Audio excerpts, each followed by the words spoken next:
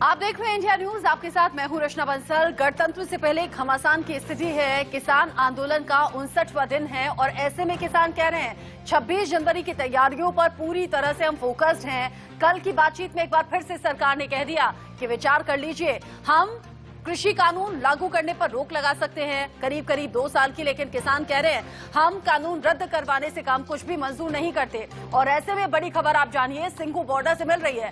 Singhu border पर पकड़े गए युवक का जो वीडियो वायरल हो रहा था, अब बयान से पलट गया है। ये युवक किसानों पर दिए गए बयान से पलटा है।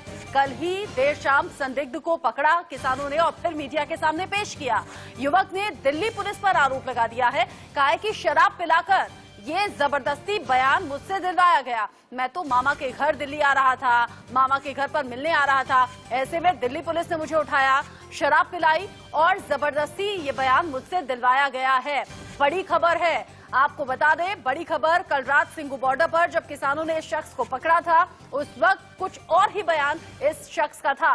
कहा था मुझे यहाँ भेजा है, रेकी 19 तारीख से कर रहा हूँ, किसानों को टारगेट करना था, 4 किसान नेताओं को गोली मारनी थी। आप खुद सुनिए क्या कुछ कहा इसने।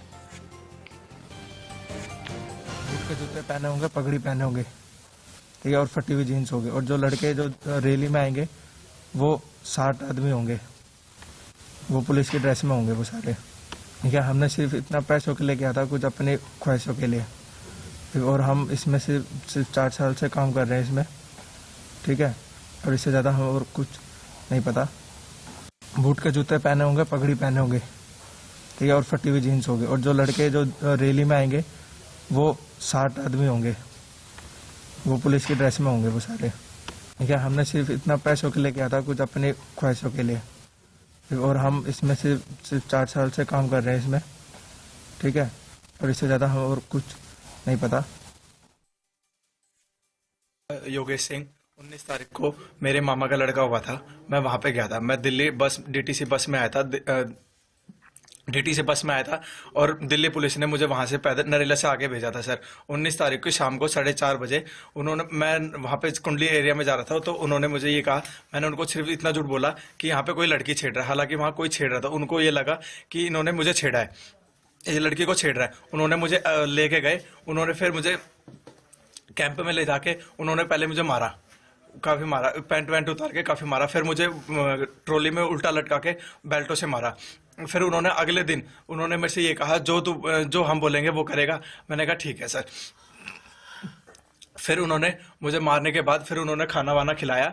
उन्होंने फिर ये कहा हम जैसे जैसे बोलेंगे वैसे वैसे तुझे बोलना है। फिर उन्होंने मुझे रात को मारने के बाद दारू पिलाई। उन्होंने फिर मेरे से वीडियो बना के फिर मुझे अगले दिन वहां पे बिठाया, ठीक है। उन्होंने बोला जैसे जैसे हम बैठेंगे। मेरे साथ 4 लड़के और पकड़े गए थे, एक का नाम सागर था और एक का नाम मुझे पता नहीं है। सागर ने मुझे ये कहा था कि यार मैंने कुछ कर भी नहीं रखा, तब भी मुझे मारे। वो जैसे ना जैसे करके भाग गया था।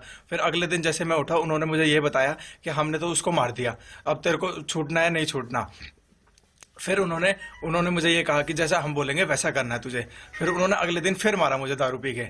अगले दिन फिर दूसरे जब लड़के को मारा, उन्होंने बोला कि जैसे ये इसको मार रहे हैं वैसे तेरे को मारेंगे अगर तूने जैसे हमको नहीं बोला। फिर मैंने उनको ये कहा, मैंने 112 नंबर पे भी कॉल मिलाई। मैंने उनको कहा कि मेरे को पुलिस के हवाले कर दो। उन्होंने बोला हम किसी के हवाले नहीं करेंगे, हम अगर मारते हैं तो हम किसी को बताते भी नहीं, मार काट के फेंक देंगे और पता भी नहीं लगेगा। उनके पास वो लड़के हैं जिनके पास पहले कंप्लेंट भी है और उन्होंने पाइपों से जिस लड़के को मारा वो अधमरी हालत में है, उसको उठा के लेके गए हैं वहां से, ट्रॉली में भी रखा था। फिर एक रात जो वहां पे 2-4 लड़के हैं उन्होंने मुझे काफी मारा था, इतना ज्यादा कि दारू पिला के। फिर वो आगे गया, आगे जाके उन्होंने ये कहा कि योगेश जैसे हम तेरे को बोलेंगे तेरे को प्रेस के आगे वहां बोलना है। जो काफी सारे साथ थे। फिर मैंने एक वहां पे स्टोरी बनाई कि मुझे भाई पुलिस वाले ने ऐसे बोला कि भाई प्रदीप SHO राय थाने का ऐसे ऐसे बोला मुझे कि भाई ऐसी ऐसी टीम है, मेरे 10 लड़के आएंगे, फायरिंग करनी है 26 तारीख के बाद, ये करना है। फिर मैंने वैसे ही बोला कि मैंने कहा अगर छूटना होगा तो मुझे इसके लिए झूठ का सहारा लेना पड़ेगा और वहां जाके जैसे जैसे मैं पुलिस को बता दूंगा कि उन्होंने मेरे से ऐसे बर्ताव करा। फिर मुझे वो अलग से रूम में ले गए। अलग से रूम में ले जाके उन्होंने फिर मुझे समझाया कि यार योगेश अगर तेरे को बोल देगा तो हम रात को छोड़ देंगे। उन्होंने मुझे ये शो नहीं होने दिया कि हमने पुलिस को कंप्लेंट दे दी है तेरी। फिर उन्होंने जब प्रेस के आगे मैंने बोला तो उन्होंने मेरे पीछे से गर्दन पे एक चुटकी भरी थी, ऐसे भरी थी यहाँ पे ऐसे। उन्होंने मुझे यहाँ पे मार भी रखा है, आंख पे भी है। उन्होंने मुझे थप्पड़ वप्पड़ भी मारे थे। फिर उन्होंने मुझे कहा अब तेरे को जैसे प्रेस में बोलना है। मैंने कहा ठीक है सर, मुझे जैसे बोलना मैं वैसे बोल दूंगा। मैंने उनको बोल दिया कि भाई ऐसी ऐसी बात थी, प्रदीप सिंह SHO का 10 लड़के आने थे राजधानी से और एक लड़का और आया था जो हरियाणा का है, उसने सारा पूछ के वहां पे डिटेल ली थी। फिर जब मैंने बोला तब मुझे पुलिस लेके यहाँ पे आ गई थी। इसमें कोई और लड़के शामिल हैं? नहीं सर, मेरे साथ कोई नहीं, मैंने सिर्फ झूठी कहानी बनाई थी। जो 4 लड़के हैं, एक लड़के को तो उन्होंने वो कह रहे थे कि हमने मार दिया, और जो दूसरा है वो अभी भी उनकी कस्टडी में है। अब उनको मार रहा है नहीं है, उनको पाइपों से मारा उन्होंने। कहाँ का है लड़का वो लड़का सर यूपी का है। वो तुम कैसे जानते उसको? सर मैं जानता नहीं, जब उसके बगल में मुझे बांध रखा था तब उसने बताया कि मैं तो बाहर से आया हूँ भाई, मैं भी किसान हूँ। और एक गंजे को और पकड़ रखा था उसने, वो टिकरी बॉर्डर पे था, वो अंचर पे, तो यहाँ पे आया था बॉर्डर पे, तो उसके पास 28,000 रुपये कैश और काफ़ी सारी जैकेट्स पाई थी। वो कौन सा मंदिर है, मुल्काना कोई मंदिर है, वहां से लेके आया था वो। उसने हमें ये बताया कि मैं तो किसान हूँ। उसने मेरे को डेढ़ आकर मतलब जमीन के बारे में बताया कि हम इतने हैं। उसके बाद जब उन्होंने मेरा फोन ट्रैकिंग पे डाला, उन्होंने कहा कि चंडीगढ़ से स्पेशल मेरे को बुलाया गया है। एक लड़का चंडीगढ़ से स्पेशल आया था, वो CBI का लड़का था। उन्होंने बोला कि हम तो देख, हम सारे लड़के वही पुलिस में हैं, हम तुझे मार भी देंगे, यहाँ किसी को पता नहीं लगेगा, तो इसलिए जैसे हम कह रहे हैं वैसा करो। उन्होंने मेरी अलग अलग वीडियो भी बनाई है, पर ये नहीं दिखाया कि मारते वक्त वीडियो। अब मेरे बेसिक निशान दे सकते हैं, मेरा टेस्ट करवा सकते हैं, अब मेरा मेडिकल भी टेस्ट करा सकते हैं कि 19 तारीख को दारू पीती सर हमने। अच्छा, तुम क्या नशा करते हो? सर मैं कुछ नशा नहीं करता। कोई नशा नहीं करते? नहीं सर। तुम्हारे पास कोई हथियार? नहीं सर, नहीं है तो सर मेरी पर कोई केस? नहीं सर, मैं रिफ्रेश हूँ सर, कोई केस वेस नहीं है। आप मेरी फैमिली के और मेरा बैकग्राउंड भी चेक कर सकते हैं। क्या है तुम्हारा बैकग्राउंड बताओ? मेरा बैकग्राउंड, मैं 9वीं फेल हूँ सर, और मैं लड़का 1.5 साल से खाली हूँ, ठीक है। मैंने कोई हथियार नहीं करा, कोई कुछ नहीं करा सर। तुम्हारे माँ बाप क्या करते हैं? मेरे माँ बाप एक कुक हैं सर, और मम्मी एक बर्तन धोती है। मेरा भाई मेवा में अकाउंटेंट है, सिस्टर पढ़ती है सर मेरी दिल्ली में। सर मैं थोड़ा वैसे दिमाग से हूँ, मैं जॉब ज़्यादा नहीं कर पाता, मैं 9वीं फेल भी हूँ, इसलिए मुझे कोई जॉब नहीं दे पाता बस। कल देर शाम सिंघू बॉर्डर से इस शख्स की गिरफ्तारी हुई और यहीं पर किसान नेताओं ने प्रेस के सामने इससे कहा कि जो सच है वो बताए। कल का बयान आपने सुना, आज अपने बयान से पूरी तरह से पलट गया है संदिग्ध और सिंघू बॉर्डर से गिरफ्तार पुलिस ने किया। हालांकि अब जांच चल रही है, पहले सच बोल रहा था या अब सच बोल रहा है। गिरफ्तार संदिग्ध को पुलिस सोनीपत लेकर आई है। संदिग्ध योगेश इसका नाम है, सोनीपत के न्यू जीवन नगर का रहने वाला है और अब पुलिस इसका बैकग्राउंड भी खंगाल रही है। पुलिस इसके परिवार के बारे में भी जानकारी ले रही है। पुलिस ये भी चेक करेगी कि कहीं इसका कोई आपराधिक रिकॉर्ड तो नहीं है। सोनीपत के डीएसपी का क्या कुछ कहना है, आरोपी से पूछताछ में क्या कुछ सामने आया, आप सुनिए। योगेश सिंह नाम है उसका, यही पानीपत का रहने वाला है, सोनीपत का रहने वाला है वो। और किसानों ने पकड़ के दिया है कि भाई ये कुछ इस तरह की घटना ना घट जाए, कोई बात ना हो जाए इस संबंध में। बाकी उसको हम लेके आए हैं, पूछताछ कर रहे हैं। इंटरोगेशन में जैसी भी बात निकलेगी वो फिर उसके मुताबिक। पुलिस अपना काम कर रही है, जो भी सच सामने आएगा वो आप तक इंडिया न्यूज सबसे पहले पहुंचाएगा। लेकिन सिंघू बॉर्डर पर लगातार ऐश्वर्य जैन पल पल का अपडेट अब तक पहुंचाते हैं, लगातार किसान आंदोलन को कवर कर रहे हैं। 59वां दिन आज है। ऐश्वर्य का ही रुख कर लेते हैं। ऐश्वर्य शायद बेहतर तरीके से समझा पाएंगे, बता पाएंगे दर्शकों को। ऐश्वर्य, ये जो संदिग्ध था कल शाम कुछ और बयान दे रहा था, अब बयान से पलट गया है, सच क्या है, जांच में क्या सामने आया? देखिए, किसान नेताओं की माने तो साफ तौर पर इसका जो बयान पलटा है वो पुलिस के दबाव में आके पलटा है। किसानों का ये वर्जन है। देखिए, इन्वेस्टिगेशन का पार्ट है, हम कुछ भी किसी भी चीज को वेरीफाई नहीं कर रहे हैं, लेकिन दूसरी ओर जो ये शख्स है वो पुलिस की हिरासत में है और अब इन्वेस्टिगेशन लगातार चल रही है। उसका बैकग्राउंड खंगालने की कोशिश की जा रही है, कहां से आया था, कितनी तारीख को वो यहाँ सिंघू बॉर्डर पर पहुंचा था, और जिन 4 लड़कों की और ये बात कर रहा है उनकी भी तफ्तीश अब पुलिस लगातार कर रही है। लेकिन कहीं ना कहीं ये पूरा मामला तेजी पकड़ा और आज जिस तरीके की सुरक्षा व्यवस्था है हमने सिंघू बॉर्डर पर देखी, क्योंकि लगातार थ्रेट्स जरूर मिल रहे थे और थ्रेट्स की कंप्लेंट भी पुलिस द्वारा दर्ज की गई थी। हालांकि इस शख्स के बारे में अभी तक जितनी पुलिस को इंफॉर्मेशन है वो आज सुबह से दर्ज हुई गई। कल रात को जो एफआईआर थी वो दर्ज नहीं की गई थी, आज सुबह पहली एफआईआर दर्ज की गई है और उसके मुताबिक अब पुलिस लगातार इन्वेस्टिगेशन इस पूरे मामले में कर रही है। ऐश्वर्या, एक बात बताइएगा, कल जब ये संदिग्ध प्रेस के सामने था, किसान नेताओं ने प्रेस कॉन्फ्रेंस के जरिए बताया कि संदिग्ध पकड़ा गया है। क्या क्या गंभीर आरोप लगा रहा है, क्या क्या गंभीर बातें बता रहा है, उसमें जिक्र किया गया था हरियाणा के किसी पुलिस ऑफिसर का। अब सोनीपत ले जाया गया है। हरियाणा पुलिस ही इस पूरे मामले की जांच कर रही है। क्या संशय की स्थिति गहराती हुई दिख रही है आपको? देखिए, संशय इस बात से साफ पता लग जाता है कि कल जब इस प्रेस कॉन्फ्रेंस के बाद इसको कुंडली पुलिस थाने में पुलिस ऑफिसर्स को दे दिया गया था, उसके बाद ये लगातार पुलिस के पास में ही है। अब ये जो वीडियो रिकॉर्ड हुआ है, ये प्रेस कॉन्फ्रेंस के बाद रिकॉर्ड हुआ है, और वीडियो आउट भी अगर हुआ है तो ये पुलिस स्टेशन के अंदर वीडियो रिकॉर्ड करके बाहर आया है। तो साफ तौर पर कहीं ना कहीं संशय की स्थिति जरूर बनी हुई है। पुलिस अपनी तरफ से पूरी तरीके से पड़ताल कर रही है और ये जानने की भी कोशिश कर रही है कि अगर इस तरीके के वाकई में लोग इस पूरे आंदोलन में शामिल हैं तो कहीं ना कहीं लॉ एंड ऑर्डर की सिचुएशन नहीं बन पाए, और इसीलिए दिल्ली पुलिस और हरियाणा पुलिस भी लगातार इस पूरे मामले में संपर्क में बनी हुई है। लेकिन बड़ी बात है ऐश्वर्या ये कि 19 तारीख से, जैसे कि ये शख्स कह रहा है, 19 तारीख से अगर ये वहां मौजूद था, रेकी कर रहा था पूरे आंदोलन की, ऐसे तो फिर कोई भी और ये इस आंदोलन का हिस्सा बन सकता है, नुकसान पहुंचा सकता है, किसानों की छवि खराब कर सकता है। नजर आप बनाए रखिएगा इस बड़ी खबर से जुड़ा जो भी अपडेट ऐश्वर्या के जरिए हम तक पहुंचेगा, दर्शकों को हम सबसे पहले बताएंगे। किसान आंदोलन का 59वां दिन, ऐसे में संदिग्ध का पकड़ा जाना, पहले कुछ और बयान देना, बाद में कुछ और बयान देना। हरियाणा के मुख्यमंत्री मनोहर लाल खट्टर ने कुछ कहा है, एक बार सुनना चाहिए।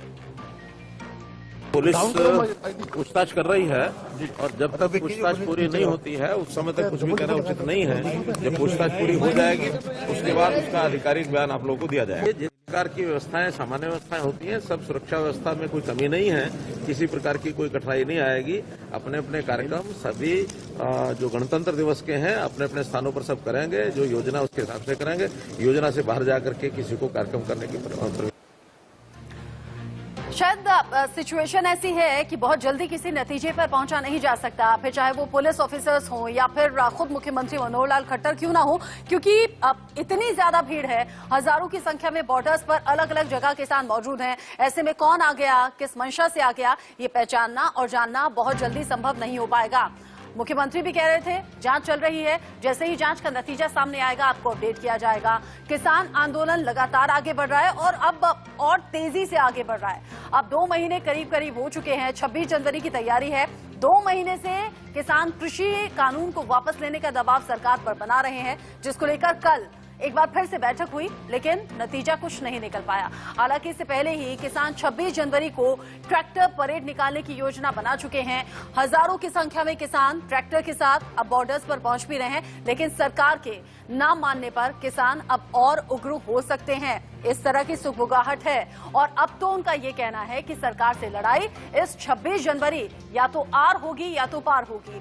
26 जनवरी से पहले बॉर्डर छावनी में तब्दील किए जा चुके हैं। किसान अब खुद से अपनी सुरक्षा भी कर रहे हैं, रक्षा भी कर रहे हैं। सहयोगी जतिन गोस्वामी की रिपोर्ट देखिए, ताजा हालात कैसे हैं।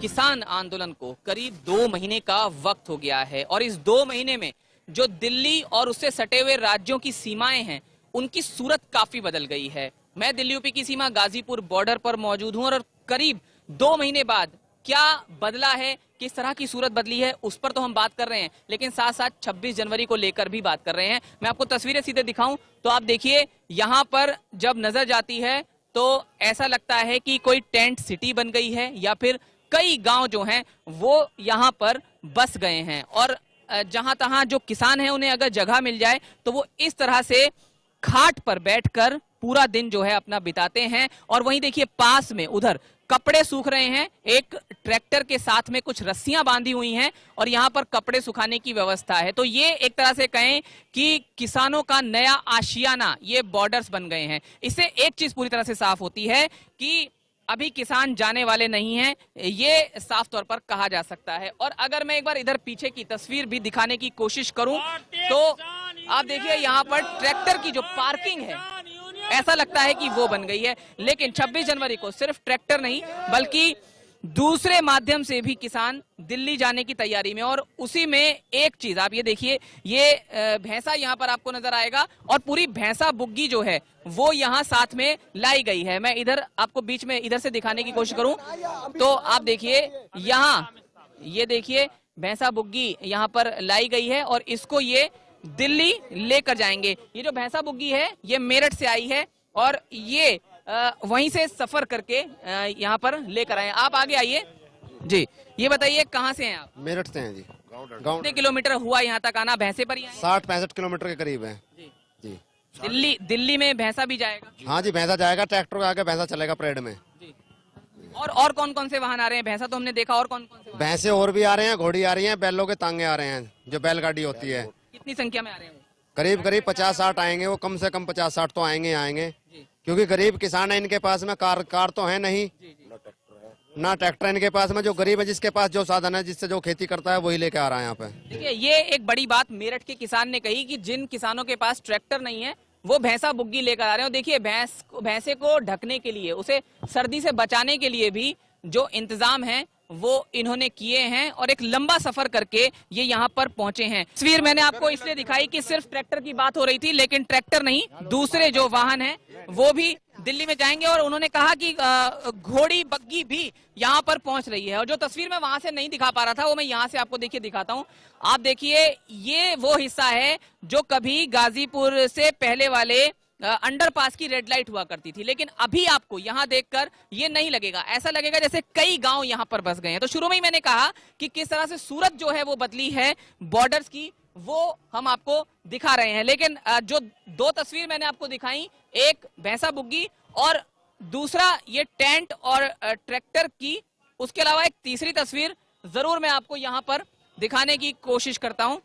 आप देखिए इधर किस तरह से जो छोटे छोटे ग्रुप्स में किसान हैं वो बैठकर दिन भर चर्चा करते हैं। शाम को क्योंकि ठंड बढ़ जाती है तो उसके लिए वो अलाव की व्यवस्था करते हैं। लेकिन क्योंकि देखिए तीसरी जो तस्वीर है वो बेहद जरूरी है। एक तरफ हमने आपको बताया कि ट्रैक्टर मार्च तो दिल्ली में होना है, लेकिन उसके साथ साथ भैंसा बुग्गी, घोड़ी बग्गी की भी तैयारी हो रही है। लेकिन साथ साथ इस तरह के वाहन, जीप वाले वाहन भी जो दिल्ली में जाने की तैयारी है। हमारा ट्रैक्टर जब जाएगा हमें यही लग सकता है कि प्रशासन हमें रोके या कोई और भी कुछ कदम उठाए, तो हमारी ये प्रॉपर्टी है, हमारी जिम्मेदारी बनती है कि हम इसकी भी सुरक्षा करें। तो इसलिए हमने इसकी सुरक्षा के लिए कुछ हमने आगे ये जो भी आप कह रहे हो कि क्या लोहा लगाया, बम्पर बोलते हैं इसे, या उसके अलावा और भी जो भी कुछ हमने लगाया है तो वो अपनी प्रॉपर्टी के लिए तैयारी 26 जनवरी की बिल्कुल तैयारी पूरी है। हर हाल में जाएंगे, क्योंकि अगर ये आप बोल रहे हैं कि अगर परमिशन नहीं मिली तो भी जाओगे, बिल्कुल जाएंगे जी, रोकेंगे तब भी जाएंगे, क्योंकि इन्होंने कानून हमारे ऊपर हमसे पूछ के नहीं लगाए, अपनी मर्जी से लगाए। तो हमारा भी ये हक है कि हम भी 26 जनवरी में जाएंगे। तो आप यहाँ सुन सकते हैं किसानों की तैयारी पूरी है। घोड़ा बग्गी, भैंसा बुग्गी, जीप, ट्रैक्टर, इस सब पर सवार होकर वो जाएंगे, ये बात वो साफ कर चुके हैं। हालांकि दिल्ली पुलिस की चिंता एक तरफ बढ़ी हुई है और वार्ता की कोशिश लगातार किसानों से की जा रही है कि वो 26 जनवरी को ट्रैक्टर मार्च ना निकालें, और अगर निकालें तो कुछ ऐसे रास्ते हों जिससे दिल्ली प्रभावित ना हो, जैसे केएमपी की भी बात कही जा रही है। लेकिन किसान अपनी जगह पर लगातार अड़े हुए हैं और इसलिए ये तस्वीर हम आप तक पहुंचा रहे थे।